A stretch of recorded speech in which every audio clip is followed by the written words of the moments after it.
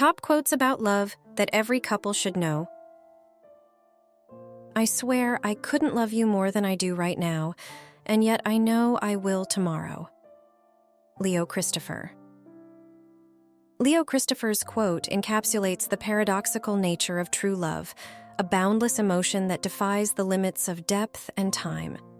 At its core, the statement reveals an understanding that love is not static. It's a dynamic force that grows and evolves with each passing day. This growth does not stem from a deficiency in present love, but from the inherent potential for human emotions to expand. It acknowledges that our capacity for love is infinite, and the journey shared with a loved one is perpetually unfolding, revealing new depths of commitment and affection. The insight here is that love, much like the universe, is ever expanding. The lesson is that in a genuine loving relationship, there is an anticipation of a future where love deepens, not out of necessity, but from a natural progression of heartfelt connection. It's a testament to love's enduring and ever-surprising nature. I love you as certain dark things are to be loved, in secret, between the shadow and the soul. Pablo Neruda. Pablo Neruda's quote from his poem, Sonnet 16th, speaks to a profound and intimate kind of love that exists beyond the superficial gaze, in a place of deep personal truth. It is a love that doesn't seek the spotlight, but thrives in the quiet spaces where only the two involved can understand its depth and meaning. The dark things suggest aspects of love that are not traditionally celebrated or may even be frowned upon, yet are irresistibly compelling and genuine. The secret implies a private sanctuary of emotion shared between lovers, a sacred exchange that is cherished for its exclusivity. The shadow and the soul evokes a connection that is both mysterious and essential, hinting at love's ability to touch the most hidden parts of ourselves. This love is not about public display, but about the profound, sometimes ineffable bond that exists in the silent communication of two interconnected beings. It's a reminder that the most powerful forms of love may be those that are felt most deeply, yet spoken of the least. Women are meant to be loved, not to be understood. Oscar Wilde. Oscar Wilde's quip reflects his characteristic wit and hints at the complexity and depth of women's natures, which he suggests should be appreciated through love rather than through the futile attempt at complete understanding. The statement underscores the idea that love transcends rational analysis, and that the essence of a person, particularly a woman in this context, cannot be fully deciphered like a puzzle to be solved. Wilde implies that the attempt to understand someone completely may be less important than the act of loving them with all their intricacies and idiosyncrasies. This perspective encourages an acceptance of mystery and individuality within relationships. It suggests that the pursuit of understanding every facet of another person is less fulfilling than embracing them wholeheartedly with love.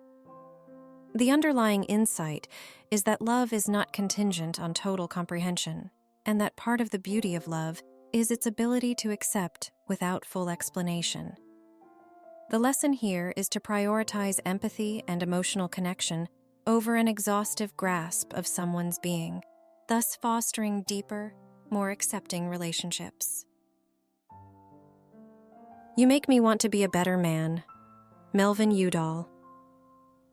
This line from Melvin Udall, played by Jack Nicholson in the film As Good as It Gets, reveals the transformative power of love and connection.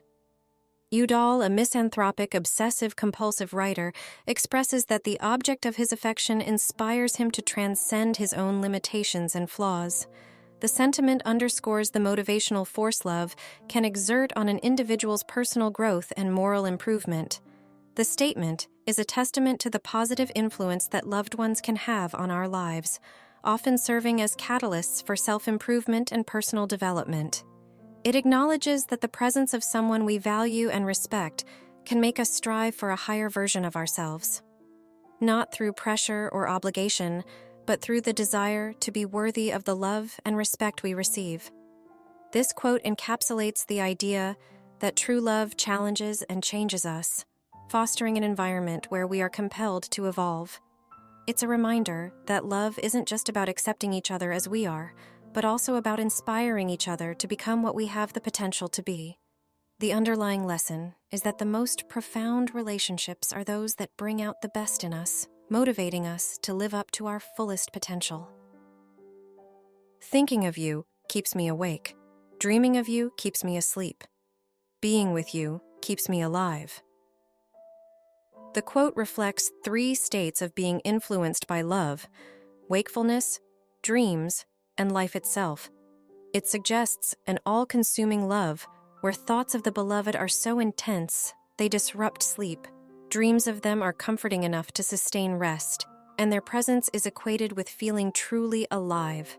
This encapsulation of love's impact demonstrates how it can pervade every aspect of existence, highlighting the deep connection and vitality that comes from being with the one you cherish. It underscores love as a life force that energizes, comforts, and completes us. Take my hand, take my whole life too, for I can't help falling in love with you. Elvis Presley. Elvis Presley's timeless lyrics from the song Can't Help Falling in Love capture the surrender and vulnerability inherent in the experience of falling in love. The phrase "take my hand" is an invitation to join in partnership and support, while "take my whole life too" signifies a willingness to give oneself entirely to another person. The sentiment expressed is one of unconditional love and commitment. The line, "For I can't help falling in love with you," conveys the irresistible and often inexplicable nature of love, suggesting that it's a natural, unstoppable force beyond one's control. It's an acknowledgement of love's power to overwhelm reason and will, leading one to embrace the emotion fully and without reservation. These lyrics encapsulate the essence of romantic devotion, where love is both a choice and a compelling emotional response. They remind us that true love involves both a conscious decision to commit and an innate, profound affection that feels as necessary as breathing. Grow old, along with me. The best is yet to be. Robert Browning. This line from Robert Browning's poem, Rabbi Ben Ezra, speaks to a shared journey through life, hinting at the optimism and potential that the future holds when spent with a loved one. Grow old along with me is an invitation to experience the passage of time together, embracing the aging process as a shared endeavor. The best is yet to be suggests that regardless of one's past experiences, the most rewarding moments and deepest connections lie ahead. It is a hopeful outlook that sees the culmination of life not as a decline, but as the time when the fruits of a shared life are best enjoyed. Browning's words encapsulate the enduring nature of love as it weathers the test of time. The phrase is often interpreted as an affirmation that the love and companionship of a committed relationship will not only persist, but also improve with age. It's a celebration of lasting love and the belief that life's greatest joys are realized in the company of a lifelong partner. He is not a lover who does not love forever. Euripides. Euripides, the ancient Greek playwright, touches on the theme of the enduring quality that characterizes true love. By stating, "He is not a lover who does not love forever," he suggests that genuine love is defined by its permanence. This perspective implies that love, in its truest form, is not fleeting or temporary, but rather an eternal commitment that withstands the test of time.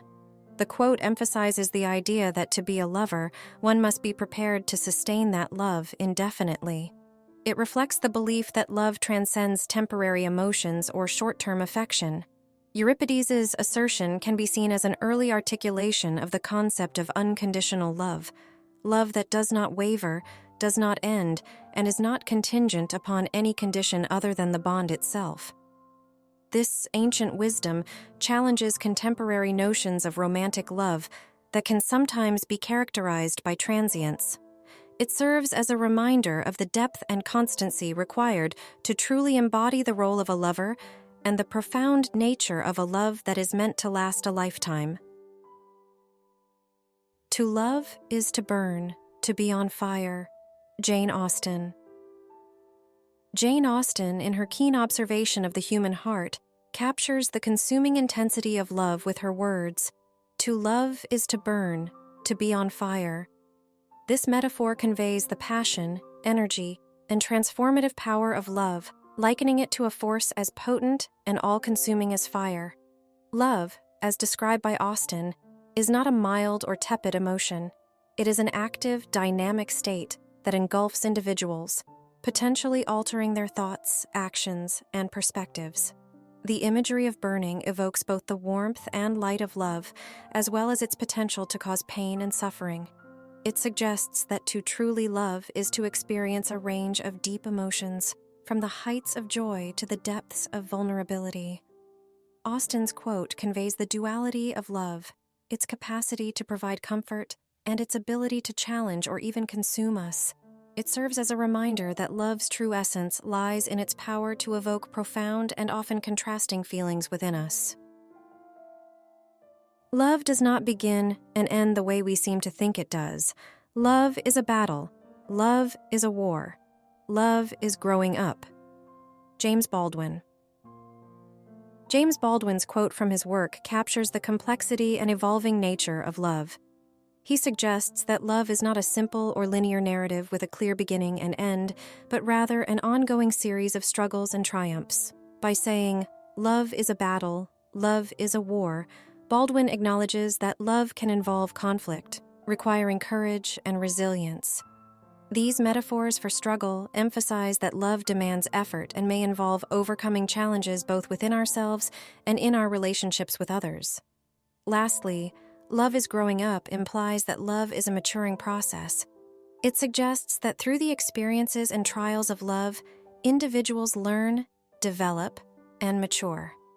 Love is thus seen as a fundamental part of personal development and growth. Baldwin's perspective reveals that love is not merely a feeling, but an action and journey that encompasses continual self-improvement, perseverance, and commitment. Love is so short, forgetting is so long. Pablo Neruda. Pablo Neruda's poignant observation from his poem "Tonight I Can Write the Saddest Lines" reflects on the fleeting nature of love and the enduring pain of its loss. Love is so short encapsulates the temporal brevity of romantic experiences, which, regardless of their intensity, often seem to pass quickly. Forgetting is so long contrasts this with the protracted process of moving on from a lost love. The memory of love and the emotional imprint it leaves can linger long after the relationship has ended, making the act of forgetting seem like an extended journey. The quote captures a universal human experience, the sense that while moments of love can feel transient, the emotional impact of those moments can last a lifetime. It speaks to the deep sadness and longing that accompanies the memory of love once it's gone, and the difficulty of erasing such powerful emotions from the heart and mind. Love is a thing that is full of cares and fears. Ovid. Ovid, the Roman poet known for his eloquent exploration of love's themes, acknowledges in this quote the complexity and weight that accompanies the experience of love. "Love is a thing that is full of cares and fears," suggests that love is not simply an unadulterated joy or an idyllic emotion. It comes with preoccupations and anxieties. The cares in love could be the concerns we have for the welfare and happiness of the loved one, which can be both gratifying and burdensome. The fears may represent the apprehension about the potential loss of love, the possibility of unreciprocated feelings, or the vulnerabilities that being in love exposes.